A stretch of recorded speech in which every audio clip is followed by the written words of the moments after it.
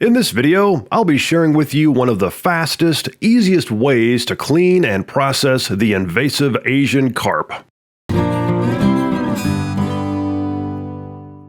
This video is brought to you by Eat the Enemy, the complete guidebook for catching and cooking one of the most delicious, nutritious, yet troublesome invasive species in America. Order your copies today at Amazon.com or by visiting the 3 Minutes Outdoors website at 3minutesoutdoors.com. As I've shared in past videos, unbeknownst to most Americans, the troublesome invasive Asian carp are one of the most nutritious and delicious fish in the world. But along with the unique challenges of catching the silver and bighead Asian carp, the next big task is processing them. This is also perhaps the #1 deterrent that keeps people from utilizing these fish more frequently.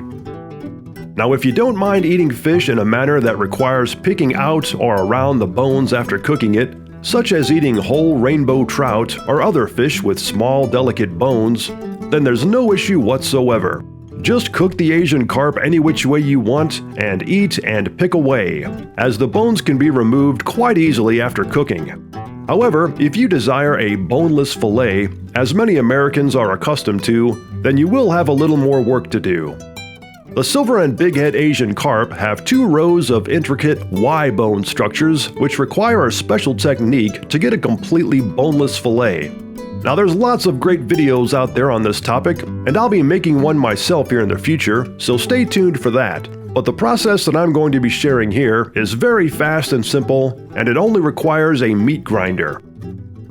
No matter what method you use for harvesting Asian carp, a vitally important part in processing and then eating them, or any fish for that matter, is to first bleed the fish out immediately after it's caught. I did a past video on this if you'd like to learn more, and I'll leave a link to that video at the end of this one. So after you bleed your fish out, you then need to fillet it. Now, filleting an Asian carp is initially the same as almost any other fish, and is very common to filleting a cod. I make my first initial cut at the dorsal fin and cut right down the backbone to the tail area. Next, I cut around the head about halfway down the rib cage and then meet up with my first cut to finish off the fillet. There's hardly any meat at all on the other side of the rib cage, so again, I pretty much just cut around it. I then wash my fillets off, put them in a cooler, and when I get home, I soak the fillets in salt water for a few hours or overnight to draw out any remaining blood in the fillet. So after soaking in some salt water, I then remove the skin from the fillet, as you can see here. After skinning, I then trim away the dark meat, which is the slow twitch muscle fibers of the fish that are used for long-distance swimming.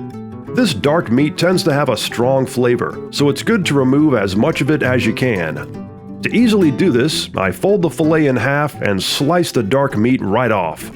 Again, for this method of processing, you'll be using a meat grinder, which is a super easy way of turning the Asian carp into fish patties, fish tacos, fish burgers, fish sticks, fish nuggets, fish cakes, and all kinds of other delicious recipes. To do this, simply run your whole, skinned, and trimmed fillets through a meat grinder with a small or fine grinding plate. I recommend running the fish through twice for optimal breakdown and blending of the bones, which also adds extra calcium to the finished product, making it even more nutritious.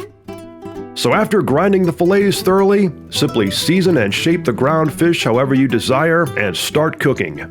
If you'd like to see more videos like this one, be sure to subscribe to this channel and check out the 3 Minutes Outdoors website at 3minutesoutdoors.com.